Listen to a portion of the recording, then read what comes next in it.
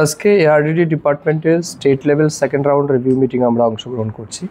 এই রিভিউ মিটিংয়ের মূল উদ্দেশ্য হচ্ছে 2025 এবং 26 এই অর্থ বছরে আমাদের ডিপার্টমেন্টের জন্য যে অর্থ বরাদ্দ করা হয়েছে তা কতটা ইমপ্লিমেন্টেশন হয়েছে, ফান্ড আমরা কতটা পেয়েছি, তা কতটা আমরা ইউটিলাইজ করতে পেরেছি, বিভিন্ন স্কিম প্রজেক্ট যেগুলি আমাদের চলছে সেটা কতটুকু প্রোগ্রেস হয়েছে এবং পাবলিকের কাছে কতটুকু যাচ্ছে, এই সমস্ত বিষয়ের উপর আলোচনা হবে। তার সাথে সাথে আমাদের ডিপার্টমেন্টের বিভিন্ন রকমের ভ্যাকসিনেশন প্রোগ্রাম আমরা করে থাকি বা এই সিজনে আমরা অনেকগুলি ভ্যাকসিনেশন করছি, লাইক এফএমডি বা আদার দেন এফএমডি ভ্যাকসিনেশন।